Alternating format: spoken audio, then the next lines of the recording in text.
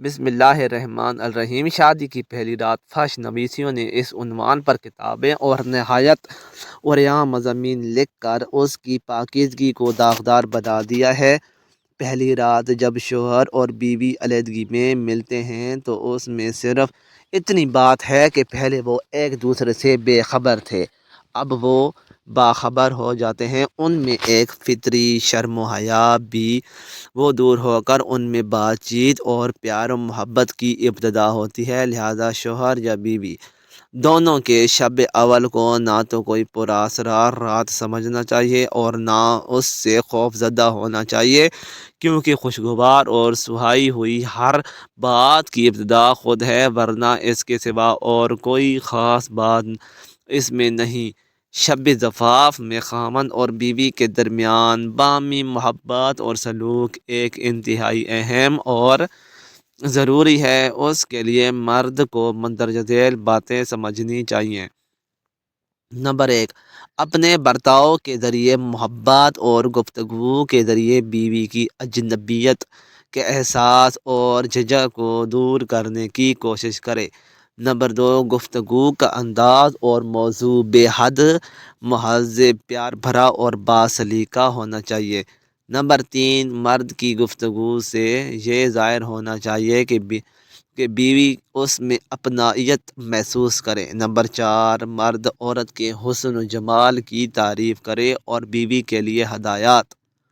اس بات کو مکمل طور پر ذہن نشین کرنے کے اس کا خاوند ہی اس کا سب کچھ ہے۔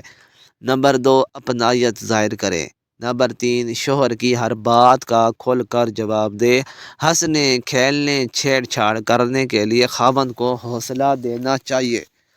شب زفاف کا پہلا ادب یہ ہے کہ مسنون نکاح کے بعد شوہر کو چاہیے کہ اپنی نئی نویلی دلہن کے ساتھ اچھے سے پیش آئے، اس کا دکھ، درد اور غم کم کرنے اور اس کا دل بہلانے کے لیے اس سے لطف و سرور کی باتیں کرے، دل لگی اور ہنسانے والے کلمات کہے، اسے تحفہ تحائف دے کر اس سے اپنی محبت اور لگاؤ کا اظہار کرے، کھانے ملنے کی عمدہ چیزیں پیش کرے۔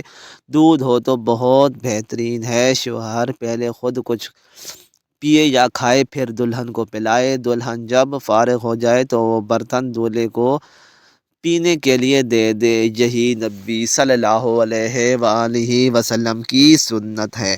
اسماء بنت یزید بن سکن بیان کرتی ہیں کہ میں نے رسول کریم صلی اللہ علیہ وآلہ وسلم کے لیے حضرت عائشہ رضی اللہ تعالیٰ عنہا کو دلہن بنایا اور پھر آپ کے پاس آئی اور آپ کو بلایا تو آپ آ کر اس کے ساتھ بیٹھ گئے اور ایک بڑا پیالہ لایا گیا جس میں دودھ تھا۔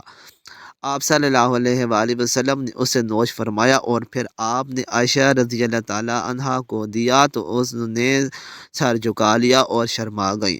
حضرت اسماء رضی اللہ تعالیٰ عنہا بیان کرتی ہیں تو میں نے اسے ڈانٹا اور کہا، نبی کریم صلی اللہ علیہ وآلہ وسلم کے ہاتھ سے پکڑ لو۔ وہ بیان کرتی ہیں تو عائشہ رضی اللہ تعالیٰ عنہا نے لے کر تھوڑا سا پیا، پھر نبی کریم صلی اللہ علیہ وآلہ وسلم نے عائشہ رضی اللہ تعالیٰ عنہا کو فرمایا، اپنے ساتھی کو دو، یعنی آپ اپنے آپ کو مراد لے رہے تھے کہ مجھے بھی پلاؤ۔ اس روایت کو امام احمد نے روایت کیا ہے اور علامہ البانی رحمۃ اللہ علیہ نے صحیح کہا ہے۔ سب سے پہلی ملاقات اور گفتگو سے پہلے السلام علیکم ورحمۃ اللہ ہے اور پھر عورت کی پیشانی اور اس کے بالوں پر ہاتھ رکھ کر یہ دعا پڑھنا چاہیے، اللہم انی اسألک من خیرہا و خیر ما فیہا و خیر ما جبلتہا علیہ و اعوذ بک من شر و شر ما فیہا و شر ما جبلتہا علیہ۔ اے اللہ، میں اس عورت کی خیر و بھلائی کا اور جو خیر آپ نے اس میں رکھی ہے اور جس چیز پر آپ نے اس سے پیدا فرمایا ہے، ان سب کا سوال کرتا ہوں، اور عورت کے شر سے اور جو شر اور برائی اس میں رکھی ہے اور جس شر پر آپ نے اس سے پیدا فرمایا ہے، اس سے آپ کی پناہ چاہتا ہوں۔ یہ بھی آداب میں داخل ہے کہ اولاً شب زفاف میں میاں بیوی کا ازدواجی تعلق قائم کرنے سے پہلے 2 رکعت پڑھنا مستحب ہے اور یہ نماز نفل ہے اور اس کا ثبوت حدیث سے ملتا ہے، اور یہ خیر و برکت اور میاں بیوی میں باہم الفت و محبت کا ذریعہ ہے، جیسا کہ مجمع الزائد، المعجم الطبرانی اور مصنف ابن ابی شیبہ میں مروی ہے کہ ایک شخص عبداللہ ابن مسعود رضی اللہ تعالیٰ عنہ کے پاس آیا اور کہا کہ میں نے ایک کنواری لڑکی سے نکاح کیا ہے، مجھے ڈر ہے کہ کہیں وہ مجھے ناپسند نہ کرنے لگے، تو آپ رضی اللہ تعالیٰ عنہ نے فرمایا الفت اللہ تعالیٰ کی طرف سے ہوتی ہے اور بعض شیطان کی جانب سے ہوتی ہے، تاکہ اللہ تعالیٰ نے جو چیز تیرے لیے حلال کی ہے وہ تیرے لیے پسندیدہ ہو جائے۔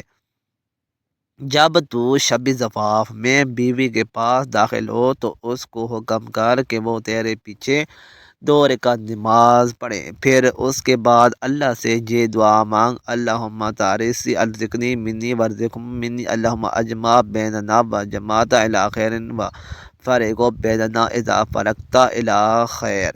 حضرت ابو سعید کو حضرت حذیفہ کے رویے کے صحابہ نے ان کی شادی کے موقع پر اس کی تلقین کی، سب سے پہلے 2 رکعت نفل ادا کرو، اور دوسرا واقعہ حضرت ابو ہریرہ رضی اللہ تعالیٰ عنہ کا ہے۔ حضرت عبداللہ بن مسعود رضی اللہ تعالیٰ عنہ نے ان کو سواغ رات سے پہلے 2 رکعت نفل پڑھنے کی تاکید کی تھی۔ اس بات کا ضرور دھیان رہے کہ زوجین شادی سے پہلے اجنبی اور بالکل غیر مانوس تھے، آپس میں کسی قسم کا کوئی تعلق نہیں تھا۔ اب جب نکاح کے ذریعے تعلق پیدا ہوا تو ظاہر ہے کہ ایک دم سے وہ پوری طرح مانوس نہیں ہو سکتی، نہ کھل کر سامنے آ سکتی ہے، اس لیے جماع اور صحبت میں جو اس تعلق کی آخری کڑی ہے، جلد بازی ہرگز نہیں کرنی چاہیے، بلکہ ایک آدھی شب تو اس سے فقط انسانیت اور محبت اور خوش طبعی کی باتیں ہوں، پھر آہستہ آہستہ اسے اپنی طرف مائل اور اپنے قریب کرے۔ اور صحبت و جماع کے لیے تو ساری زندگی پڑی ہے، لیکن اس اگر اس میں انتہائی اجلت سے کام لیا گیا تو کئی طرح کے نقصانات کا اندیشہ ہے۔ بیوی کے ذہن میں یہ بات جم جائے گی کہ نکاح کا مقصود فقط شہوت رانی ہے اور کچھ نہیں۔ اگر مہر مجل نقد مہر کا رواج نہ ہو تو کوئی چیز بھی مہر کے علاوہ اس کے مزاج کی رعایت کر کے ہدیتاً پیش کر دینی چاہیے، اس کے بغیر اس سے نفع اٹھانا مردانہ غیرت و شرافت کے خلاف ہے۔ حضرت جابر بن عبداللہ فرماتے ہیں کہ رسول اللہ صلی اللہ علیہ وآلہ وسلم نے فرمایا، شام کا کھانا مت ترک کرو اگرچہ اس کی مقدار 1 مشت کھجور ہو، اس لیے کہ شام کا کھانا نہ کھانے سے بڑھاپا آتا ہے۔